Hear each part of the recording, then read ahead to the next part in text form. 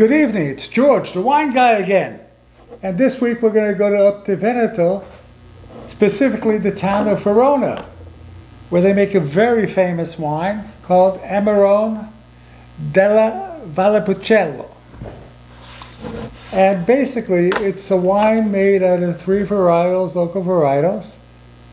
And Corvina, oh, I can't remember right now, come on. I'm too busy drinking. But it's all indigenous grapes to the Veneto, and this is made in Verona.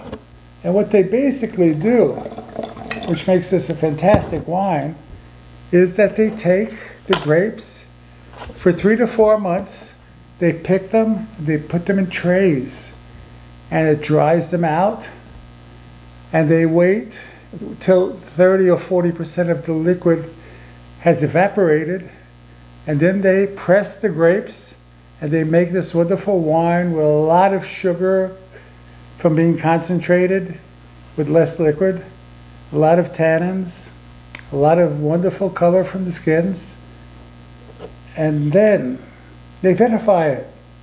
It is kind of, it's usually 14.5 to 16% alcohol.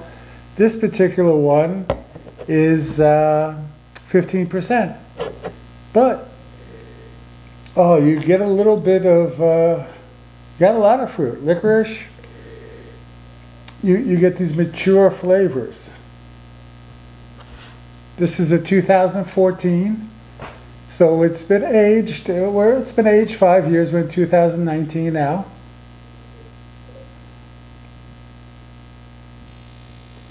And for a high alcohol wine, it's so soft and subtle in the mouth. You get a little bit of leather.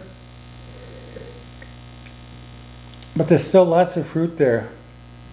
You even get a little bit of marzipan. There's a little bit of sweetness to it, but it's a big, big wine. This is a kind of wine you can have with roasted meats, but it's absolutely delicious.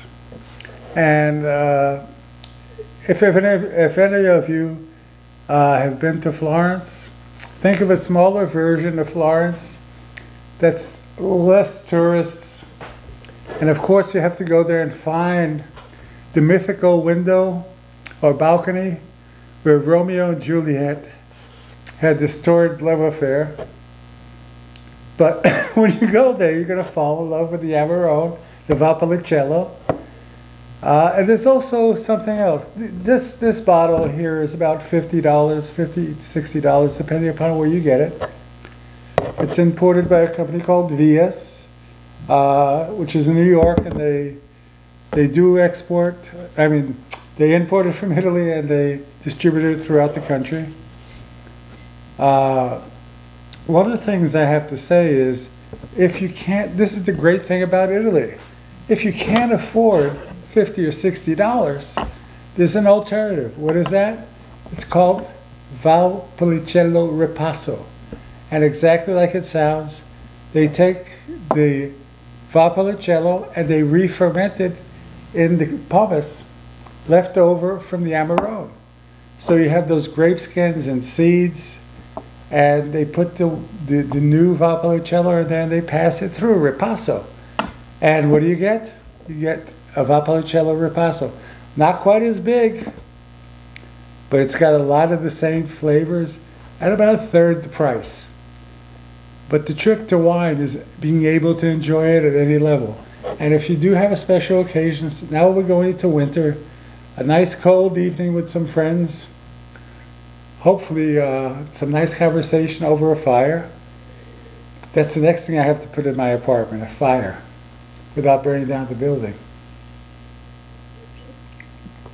So the Valpolicella, the Amarone Valpolicella, is a great wine, hearty, will go with lots of big food, stand up to anything.